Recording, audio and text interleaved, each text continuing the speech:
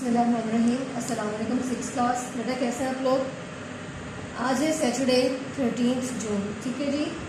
और हमारा आज है लेक्चर नंबर 4, यानी कि हमारी आज एसएसटी की 4th क्लास है। हम लोग कर रहे थे lesson number 5 the land and agriculture in Pakistan and south Asia, लेकिन अभी हम सिर्फ और सिर्फ अपने इस लेसन में पाकिस्तान के बारे में ही पढ़ रहे हैं। सबसे पहले हमने यहाँ पर पाकिस्तान की एलिवेशन के बारे में पढ़ा, इसके बाद हमने फॉरेस्ट के बारे में पढ़ा, और आज हम पढ़ेंगे पाकिस्तान के डेजर्ट्स एंड माउंटेन्स, ठीक है जी। और ये हमारा शॉर्ट क्वेश्चन नंबर 6 भी यही इसी से रिलेटेड है। तो हम स्टार्ट करते हैं पेज नंबर 20, ठीक है। These form about 42% of the total land area of Pakistan. यानी कि डेजर्ट्स और जो माउंटेन्स हैं, हमारे जो सहरा और पहाड़ है पाकिस्तान का, हमारा जितना भी टोटल जो उसका पाकिस्तान का जितना भी एरिया है, ये उसका 42% एरिया जो है वो कवर कर रहा है। The climate here is too extreme to encourage any farming और एग्रीकल्चर। अब वो बात कर रहे हैं यहाँ की क्लाइमेट, यानी कि यहाँ के मौसम की, यानी कि आबो हवा की, कहाँ की, डेजर्ट्स और माउंटेन्स। यानी पाकिस्तान में जो डेजर्ट्स हैं और जो माउंटेन्स हैं उनका जो क्लाइमेट है, वहाँ की जो आबो हवा, वहाँ का जो मौसम है वो इसका जो एक्सट्रीम है, एक्सट्रीम कहते हैं शिद्दत है, कि इतना शदीद है कि वो किसी भी तरह की खेती बाड़ी को या ज़राअत को जो है वो हौसला दे सकता है, उसको इनकरेज कर सकता है, उसको सपोर्ट कर सकता है। It is very cold in winter and very hot in summer and too dry throughout the year. सर्दियों में आप सबको पता है कि यहाँ का मौसम जो है बहुत ठंडा होता है और गर्मी में भी बहुत ज़्यादा गर्म होता है गर्मी के मौसम में। And too dry throughout the year. और पाकिस्तान के जो डेजर्ट्स हैं और जो माउंटेन्स हैं वो सारा साल जो है बहुत ज़्यादा ड्राई और बहुत ज़्यादा खुश्क होती हैं। Irrigation is not possible in the mountainous areas. Irrigation यानी कि आबपाशी, यानी कि पानी की फराहमी का जो सिस्टम है वो यहाँ पर मुमकिन नहीं है, पॉसिबल नहीं है in the mountainous areas. Mountainous areas जो हमारे हैं कि जो पहाड़ी इलाके, यानी कि ऐसे एरियाज जो हैं, ऐसे इलाके जहाँ बहुत ज़्यादा पहाड़। And ground is not fertile. और यहाँ के जो मैदान जो है वो फर्टाइल नहीं है। फर्टाइल यानी कि ज़रखेज़। इन सम प्लेसेस स्पेशली द थल डेजर्ट ऑफ द पंजाब। अब कह रहे हैं कि बहुत सारी कुछ जगहें, खास तौर पर थल डेजर्ट, पाकिस्तान के दो बहुत फेमस डेजर्ट्स हैं, थर और थल। यहाँ पर हमें वो बता रहा है थल के बारे में।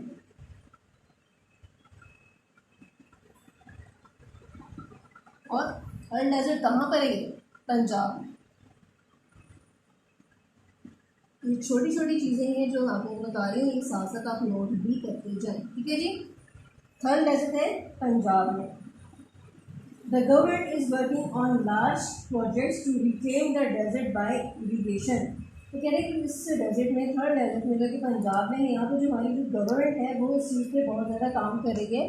उन्होंने बड़े पैमाने पे जो है वो कुछ प्रोजेक्ट्स जो हैं वो इंट्रोड्यूस किए हैं to reclaim the desert by irrigation. Reclaim करना, किसी चीज़ को वापस लाना, उसकी उस हालत में उसको वापस लाना बाय इरिगेशन, यानी कि वहाँ पर जो है पानी पहुँचाने का जो सिस्टम जो है उसको उन्होंने स्टार्ट करने की कोशिश की है, ताकि डेजर्ट की जो लैंड है उसको हम थोड़ा जो बहुत किसी भी तरीके से अगर हम फर्टाइल कर सकते हैं, उसको थोड़ा ज़रखेज़ बनाकर जो है वो यूज़ में ला सकें, वहाँ पर हम उसमें खेती बाड़ी कर सकें या पौधे वगैरह जो हैं उगा सकें।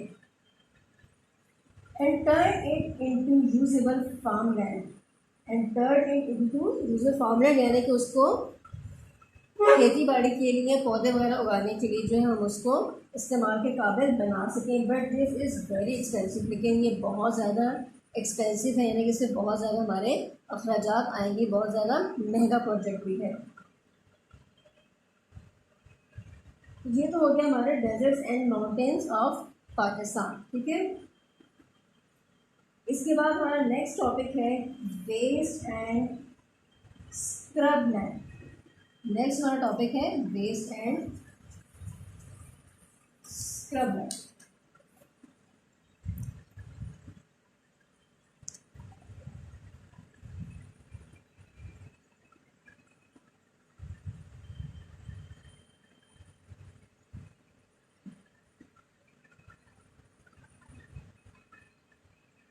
वेस्ट का मतलब होता है ज़ाया हुआ हुआ या कोई ऐसी चीज़ जो कि हमारे यूज़ में अब नहीं रही।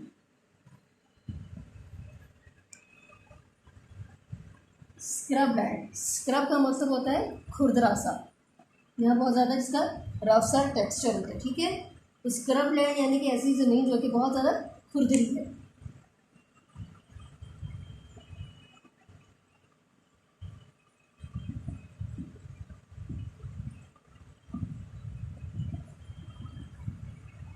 This forms about 16% of Pakistan.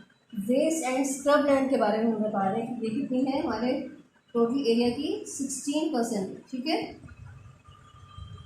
It has poor soil and very little rain but it will grow rough grass and some tough shrubs.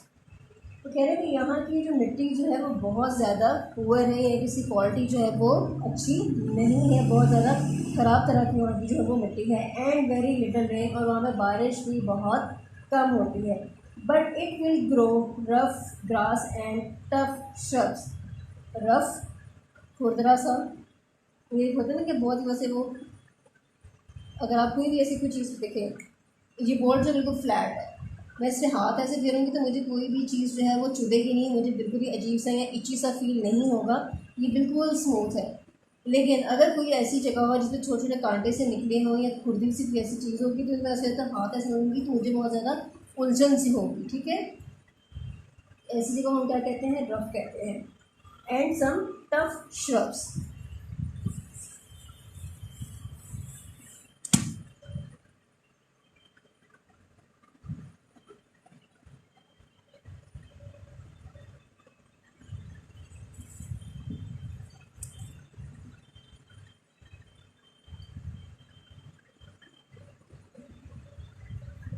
Tough का मतलब होता है सॉफ्ट। श्रब्स झाड़ियाँ।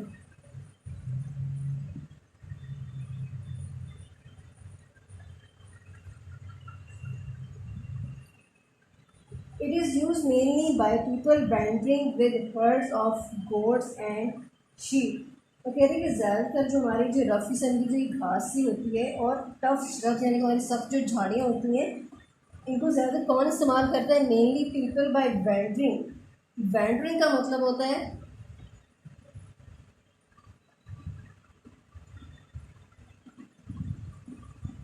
इधर उधर घूमना फिरना, ठीक है।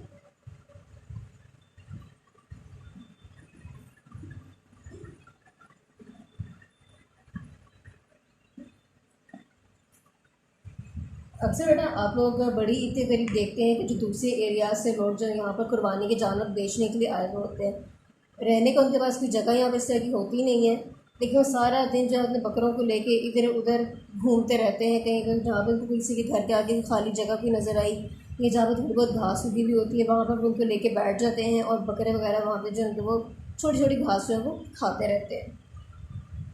तो ये क्या होता है, वैंडरिंग यानी कि इधर उधर घूमना। अब कह रहे हैं कि जो टफ किस्म की जो श्रब्स हैं हमारी और ये जो रफ किस्म की हमारी घास है, इसको यूज़ तो कौन करता है, किसके इस्तेमाल में आती है, तो ये ऐसे लोगों के इस्तेमाल में आती हैं जो गोट्स एंड शीप्स को लेकर जो है इधर उधर घूमते रहते हैं, यानी कि जो हमारे भेड़ बकरियों को लेकर जो सारा दिन खाने की उनकी खुराक की ज़रूरियात को पूरी करने के लिए उनको लेकर घूमते रहते हैं। Which are able to live on the poor vegetation. और ये वो वाले हमारे भेड़ बकरियाँ होते हैं जो कि नॉर्मली जो है वो उनकी खुराक की जो है वो जो टीम जो है इसकी जो खुराक की जो क्वालिटी होती है वो इतनी अच्छी नहीं होती है। उनको कहीं भी कोई भी हल्की फुल्की सी घास, उनको किसी भी तरह की सूखी भी घास उनको मिल जाए तो वो भी वो खा लेते हैं। Specially in the high parts of the western Pakistan. ख़ास तौर पर कह रहे हैं कि पाकिस्तान का जो वेस्टर्न एरिया है,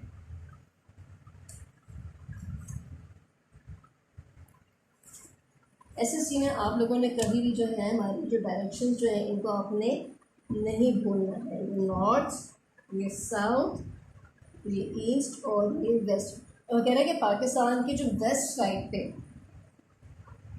पाकिस्तान की वेस्ट साइड पे जो ये वाला जो एरिया है, यहाँ पर जो एरियाज़ हैं वहाँ पर क्योंकि जो है हमारी जो वेजिटेशन जो है हमारा वहाँ का जो एग्रीकल्चर सिस्टम जो है वो इतना अच्छा नहीं है, जिसकी वजह से वहाँ पर जो है ये रूखी सूखी घास जो है इस तरह की झाड़ियाँ वगैरह बहुत ज़्यादा उगती हैं और वहाँ पर नॉर्मली जो जानवर जो है उस एरिया उन एरियाज़ में जो है वो ऐसे कि रूखी सूखी घास खा के ही गुजारा करते हैं।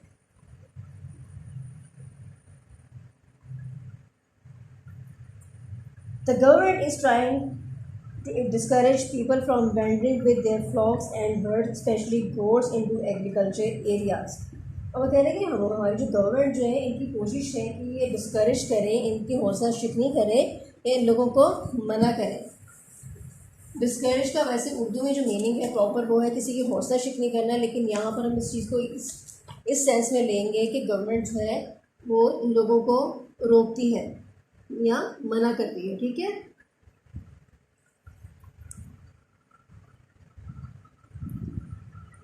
रोकना या मना करना।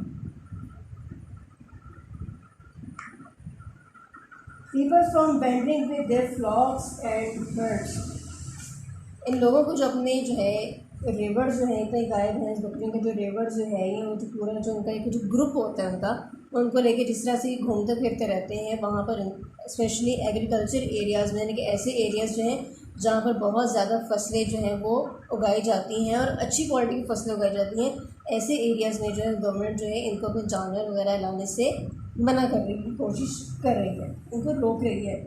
These tough sheep, however, do have one advantage. Their coarse, hardy wool is excellent for making carpets.